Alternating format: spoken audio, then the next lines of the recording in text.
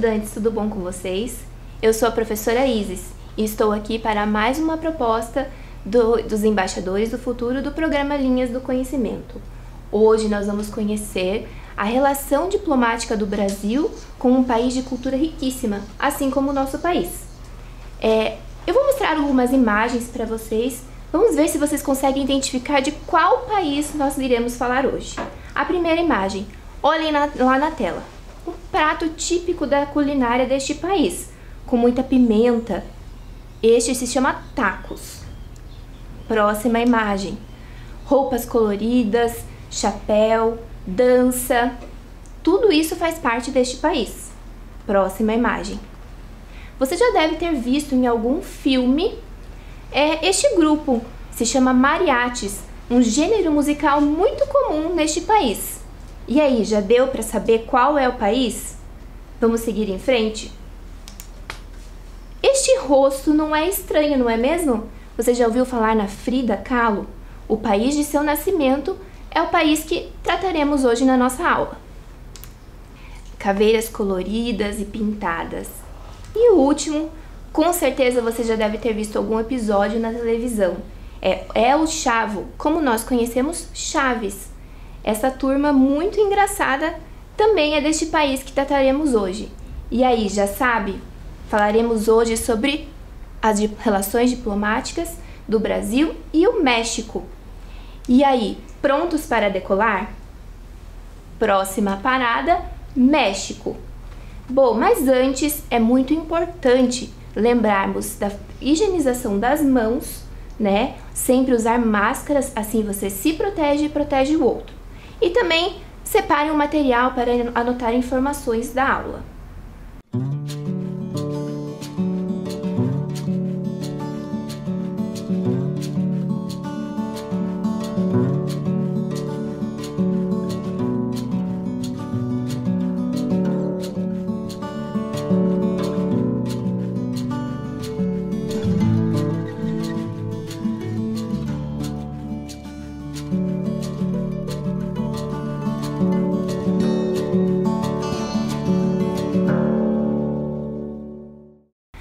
A bandeira do México possui 3 cores dispostas verticalmente. A primeira, o verde, branco e o vermelho.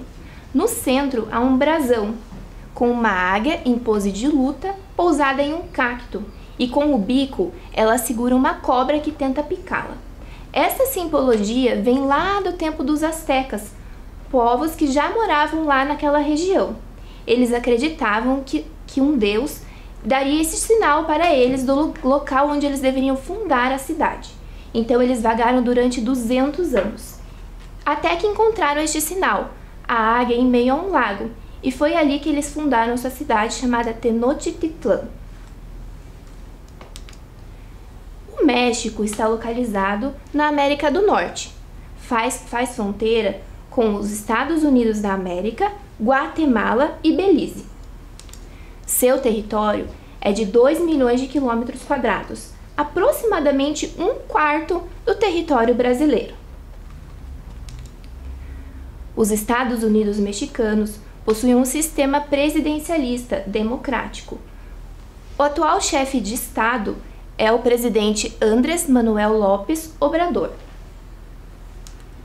A moeda oficial do país são os pesos mexicanos. E o idioma falado lá é o espanhol. Os mexicanos são muito ligados à religião católica e a padroeira oficial do país é a Nossa Senhora de Guadalupe. São muito ligados também à família. A capital do México é a Cidade do México, uma das cidades mais antigas da América. O Zócalo, ou Praça Maior, é o ponto mais importante. Reúne prédios históricos, igrejas e também tem restos das construções antigas dos astecas. Lá é onde também se encontra a sede oficial do governo mexicano. Este é o Ángel de la Independencia. Está localizado no Passeio de la Reforma. Ele foi erguido em comemoração ao centenário da independência do México. Vamos assistir um tour virtual pela Cidade do México?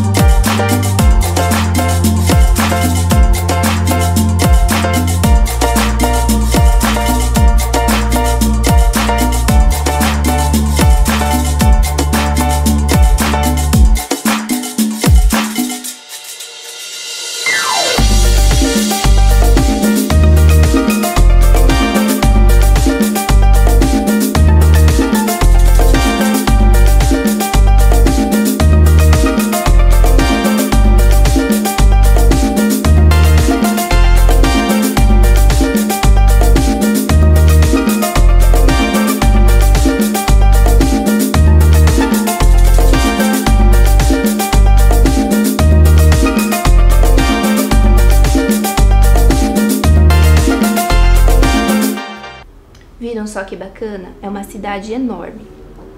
Próximo local que vamos conhecer se chama o estado de Oaxaca. É um lugar que possui alma indígena, que podemos ver em suas construções, trajes típicos, artesanato. Tudo isso se mistura lá com os povos indígenas que moravam na era pré-colombiana e também se misturou com a colonização espanhola. É neste local que a gente pode perceber alguns trajes mais típicos mexicanos que costumamos ver na televisão. Como curiosidade, é neste local que se encontra a árvore mais larga do mundo. Se chama Del Tulli e ela tem mais de 2.000 anos de idade. Próximo local de destaque é Cancún, uma ilha estreita e comprida. De um lado, banhada pelo mar do Caribe, e de outro ele forma um lago com o continente. Mas o grande destaque é para a Península de Yucatán, que possui uma herança dos povos maias que viveram lá há mais de 3.000 anos atrás. Podemos mostrar como destaque Chichén Itzá, que tem a pirâmide maia e também o cenote sagrado. Próximo local, Acapulco, praias que são protegidas pelas montanhas tropicais. Local de muito destaque porque já apareceu em alguns filmes e séries, como por exemplo em Chaves. Neste local também está localizado o Porto Mexicano. Bom, vamos falar agora então um pouco sobre as relações diplomáticas do Brasil com o México. A Embaixada do Brasil no México fica na capital, Cidade do México. Está localizada em uma casa histórica que pertenceu a um ex-presidente mexicano. Brasileiros que estão lá no país a passeio ou então que fixaram residência e que necessitarem de algum apoio podem procurar a embaixada, ou então mexicanos que possuem interesse em vir ao Brasil ou até mesmo conhecer a cultura de nosso país também podem procurar a embaixada. O atual embaixador é Maurício Carvalho Lírio. Ele nasceu no Rio de Janeiro, possui formação em comunicações sociais e também em relações exteriores. Ganhou um prêmio por primeiro lugar no Instituto Rio Branco, formação para embaixadores. Lá no México também, que faz parte da Embaixada Brasileira, tem o Centro Cultural Brasil-México. Foi inaugurado em 1975. Neste local, mexicanos que possuem interesse em aprender o idioma português podem ir lá. Também é um local que oferece exibição de filmes brasileiros, exposição de artistas mexicanos e brasileiros. Tudo que envolve a nossa cultura. Este é o principal objetivo do Centro Cultural. Ele também possui uma biblioteca, a maior do México, especializada em autores brasileiros. Esta é a Embaixada do México no Brasil. Fica no setor de embaixadas na asa sul de Brasília. É uma construção dos 3 principais arquitetos mexicanos, de 1976. Sua construção lembra partes da história do México, como por exemplo nas colunas que lembram os gigantes de Tulum, e também as pirâmides que tem lá no México do tempo dos astecas. Em frente à embaixada tem a cabeça olmeca, que lembra a cabeça humana de Zitem.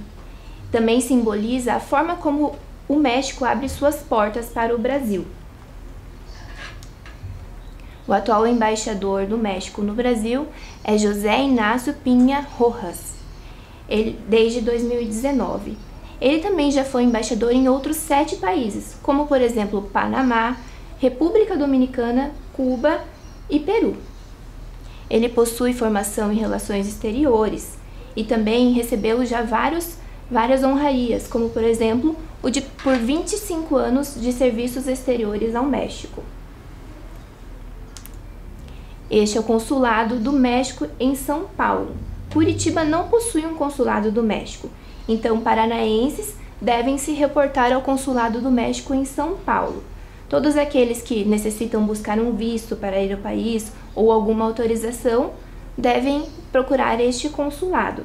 E também mexicanos que necessitam de algum apoio, os que moram aqui ou estão também visitando o nosso país. O atual cônsul é Raul Bolanhos Cachos Guzmán. Ele nasceu no estado de Oaxaca. Ele possui formação e mestre em Direito Constitucional e também no Instituto de Administração Internacional de Paris. Nas relações externas, Brasil e México empenham-se em uma relação bilateral madura e prática com a assinatura de diversos acordos de facilitação e investimentos. Os dois países são as maiores economias da América Latina. O México é o sétimo principal parceiro comercial do Brasil e a principal área de investimento do México no Brasil é o setor de telecomunicações. Bom, agora que já falamos um pouco do território mexicano, né, e das relações diplomáticas entre os dois países, que tal falarmos um pouco de história? Antes da colonização do México, viviam alguns povos lá, e o principal deles era a civilização asteca. Nós falamos que existia os povos pré-colombianos, que eram um conjunto de povos indígenas, e sendo o principal deles os astecas, que deixaram muitos rastros que até hoje podemos ver no México. A capital do Império Azteca era Tenochtitlan, local onde hoje é a cidade do México.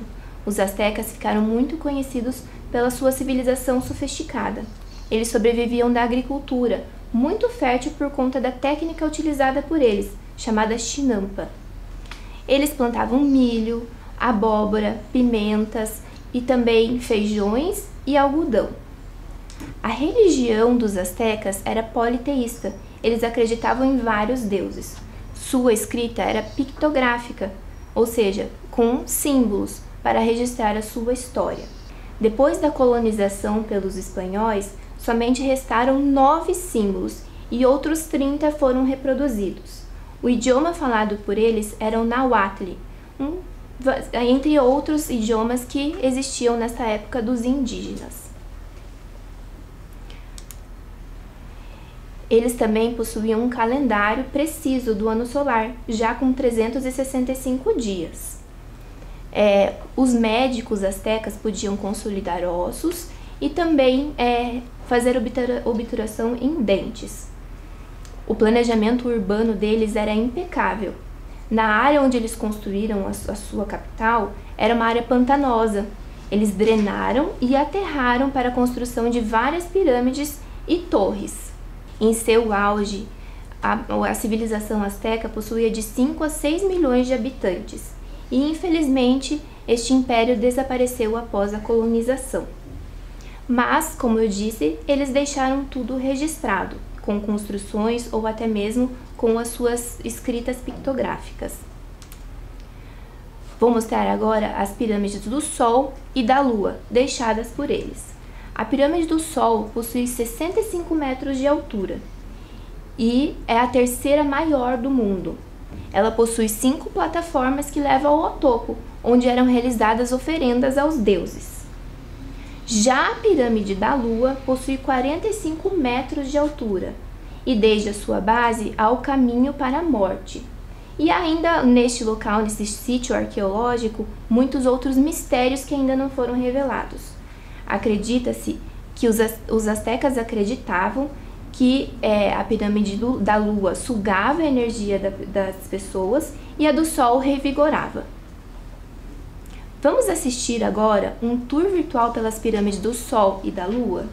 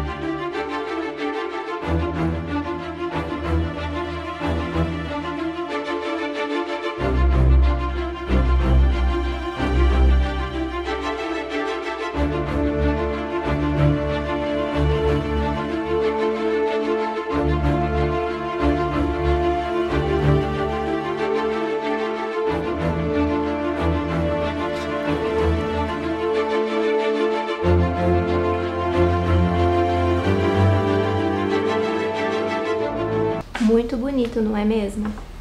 Próximo local fica no centro da cidade do México. São as ruínas do Templo Maior de Tenochtitlan. Lá é resquícios do principal templo dos astecas. Também há um museu com peças dos povos daquela época. No templo era onde oferecia-se oferendas sagradas aos deuses e também havia um santuário para o deus da chuva, da guerra e do sol. Agora, vamos conhecer algumas personalidades mexicanas que marcaram história? A primeira delas, que a gente já viu lá no começo, a famosa Frida Kahlo. Você conhece a história dela? Frida teve uma vida repleta de dificuldades. Ela cresceu em uma casa azul com seus pais e suas irmãs. Quando criança, ela ficou muito doente e ficou de cama por um tempo. Seu pai era pintor e ensinou-a a usar o pincel. Então ela fazia o que mais gostava, ela pintava muito. Já quando adulta, Frida infelizmente sofreu um acidente, a que novamente a deixou de cama. E aí ela ficou um tempo sem andar. Então, para se sentir mais feliz, ela pintava vários quadros, inclusive retratos dela mesma. Ela dizia: "Para que preciso de pés se tenho asas para voar?" A casa dela hoje é um museu e também tem um tour virtual. Vamos acompanhar?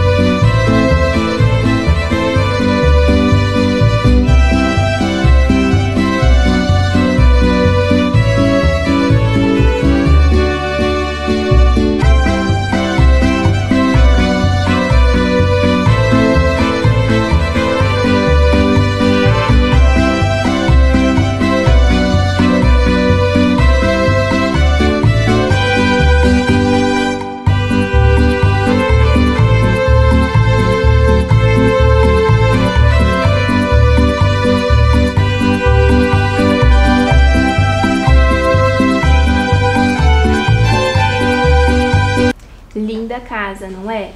Lá é um ponto de parada obrigatória de muitos turistas. O próximo é Miguel Hidalgo. Não é conhecido por nós brasileiros, mas é muito famoso entre os mexicanos. Foi por conta dele uma das pessoas que aconteceu a independência do México.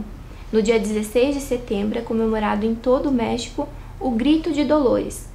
Grito proferido por Miguel Hidalgo, que era um padre católico na pequena cidade de Dolores. O próximo é Emiliano Zapata. Até o seu bigode é muito famoso, por isso que na cultura mexicana se usa muito bigode. E o chapéu também grande, né? Ele foi responsável pela Revolução Mexicana, iniciada em 1910. É considerado um herói nacional lá no México. E o último é Diego Rivera, um artista também mexicano, muito importante para o muralismo mexicano. Inclusive, ele foi casado também com Frida Kahlo. Agora me digam, vocês já ouviram falar ou já assistiram alguma novela mexicana? Lembra de alguma delas que você tenha assistido?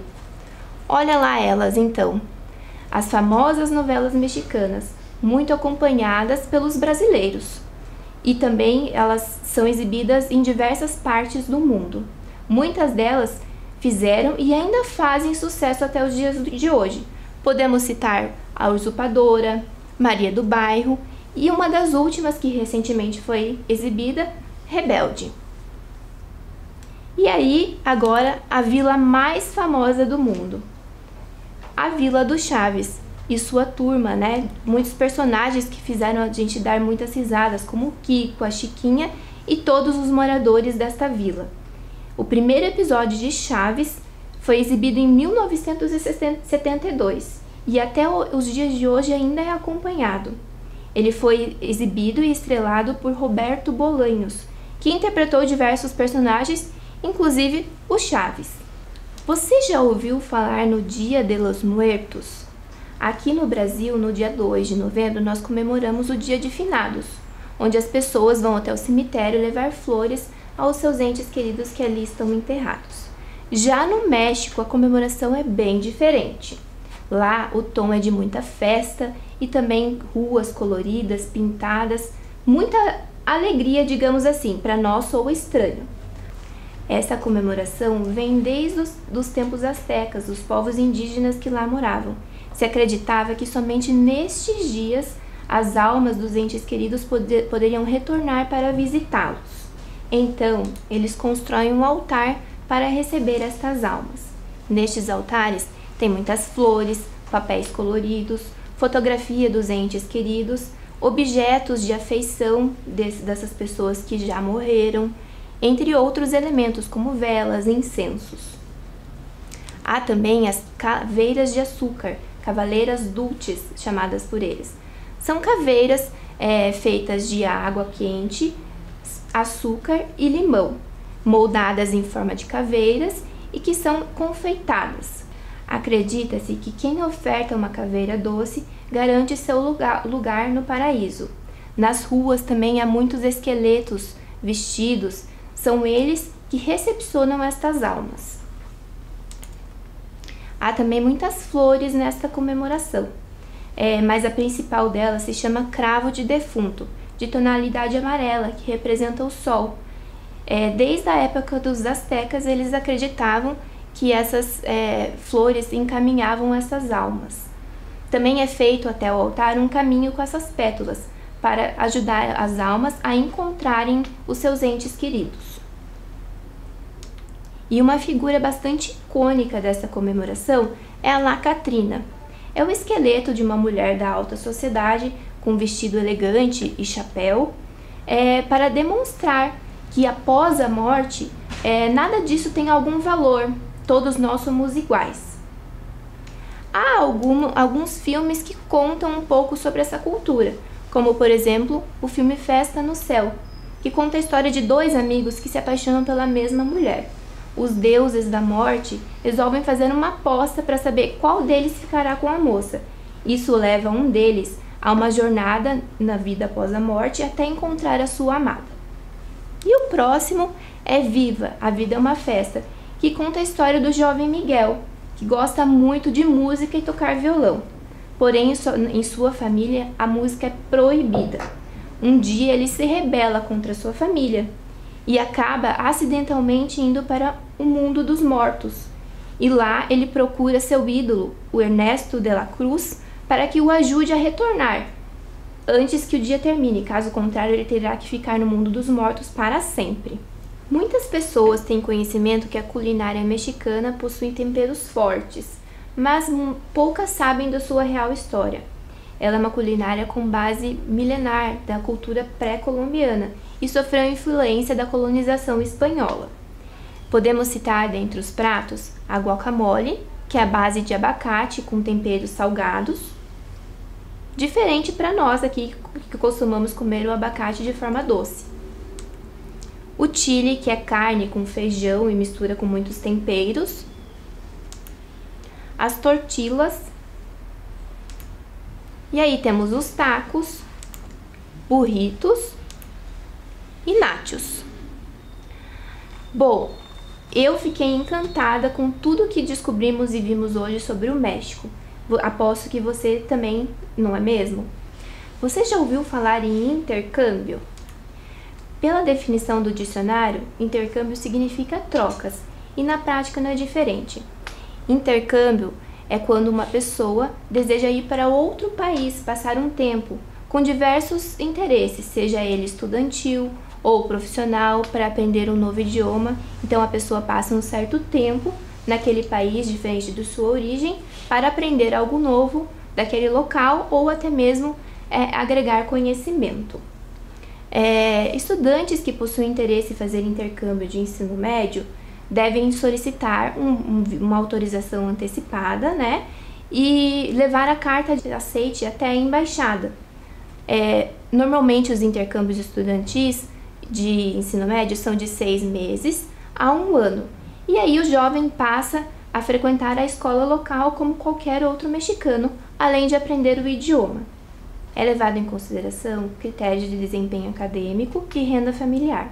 Eu trouxe aqui para vocês o relato de uma amiga minha, que quando estava no ensino médio, fez um intercâmbio no México. Ela vai contar um pouquinho como foi essa experiência para ela. Oi, tudo bem? Eu sou a Marina, eu sou amiga da Isis e eu tô aqui para falar um pouquinho para vocês como que foi a minha experiência morando no México. Então, eu tinha 17 anos de idade, eu participei de um programa de intercâmbio do Rotary Internacional. É um intercâmbio que você fica 1 ano em casa de família, então eu fiquei na casa de 3 famílias diferentes lá. Bom, desde o momento que eu cheguei no México, tudo é muito diferente, mas é muito legal. Do cheiro, porque é muita comida, eles fazem comida na rua, tem várias barraquinhas assim, então você chega, você já sente uma energia diferente. As pessoas andando de um lado pro outro, as barraquinhas de comida, a arquitetura é diferente.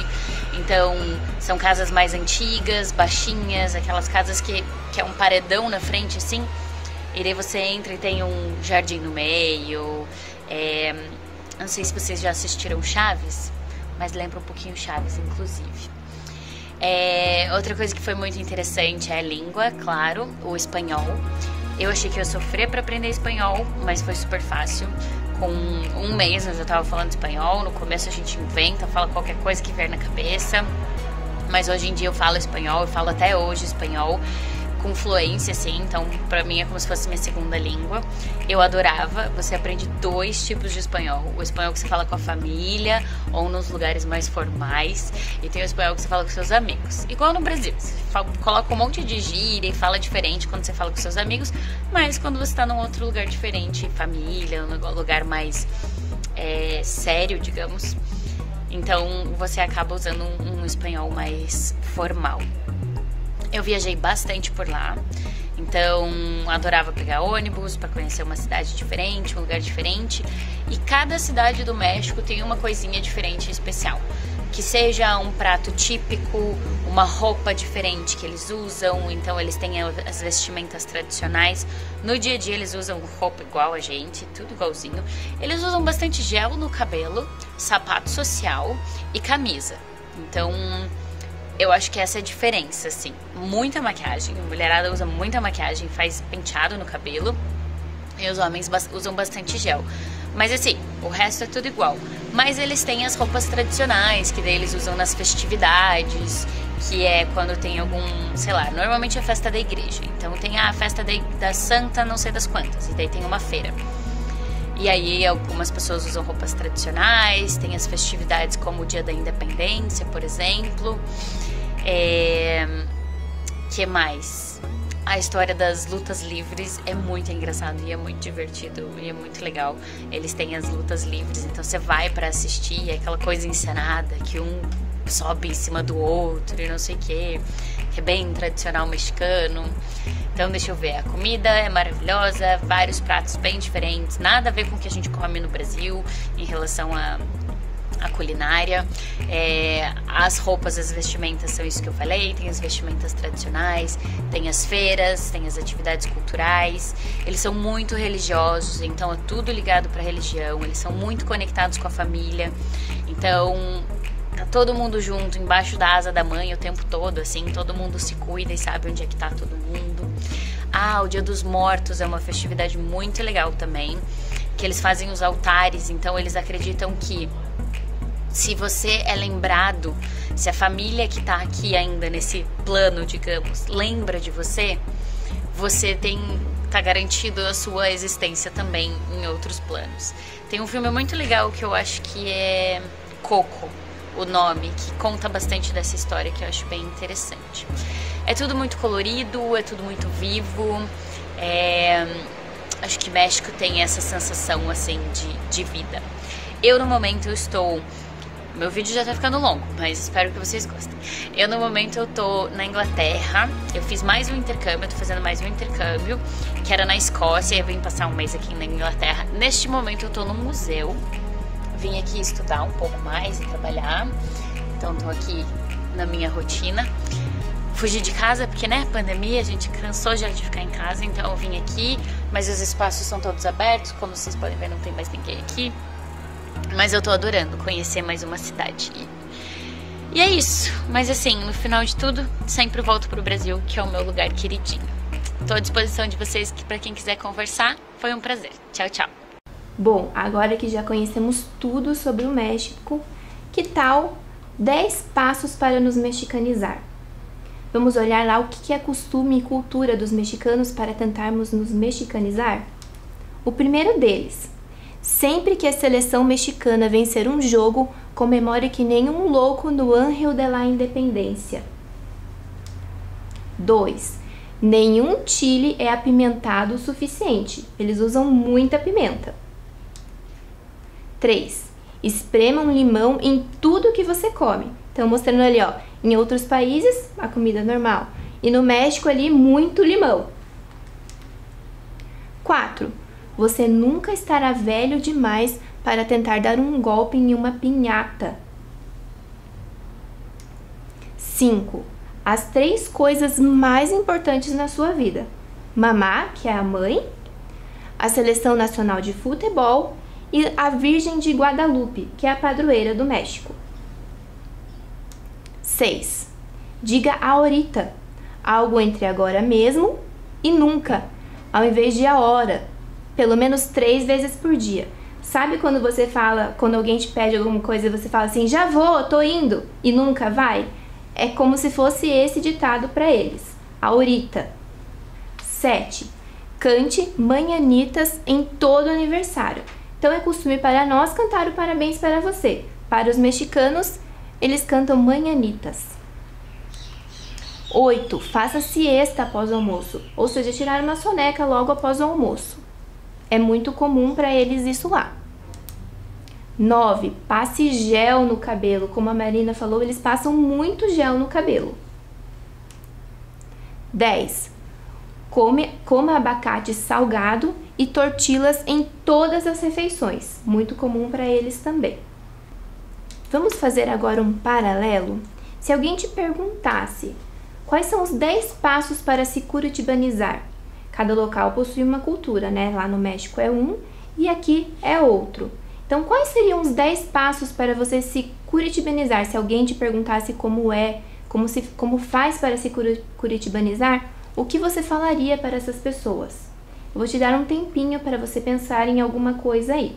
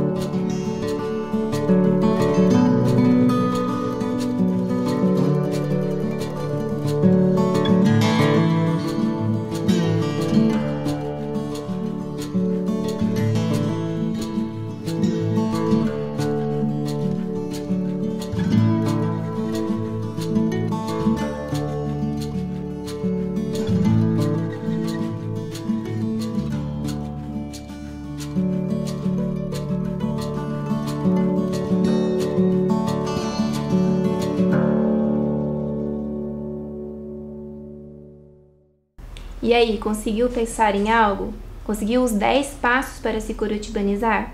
Eu pensei em algumas aqui e eu vou ler para vocês. O primeiro deles, comer pinhão. Muito tradicional pra gente aqui, não é mesmo? 2. Fale piá e guria. 3. Fale leite quente, sempre com palavras com e no final, né, enfatizado. 4. Carregue sempre uma japona e guarda-chuva. Nunca se sabe quando vai precisar, não é? 4. Visite a feirinha do Largo da Ordem aos domingos. Tradicional também pra gente aqui, não é? E aí, o que mais que você chegou a pensar? Tem algo mais que você acha tradicional da nossa cultura? Muito legal a gente fazer esse paralelo, né? Conhecer a cultura de um outro local e perceber que nós também temos nossos costumes e cultura. Bom, eu espero que vocês tenham gostado da proposta de hoje. Infelizmente, a nossa aula está chegando ao fim. Espero que vocês tenham aproveitado e aprendido muito sobre a cultura do México. Tchau, pessoal, até a próxima!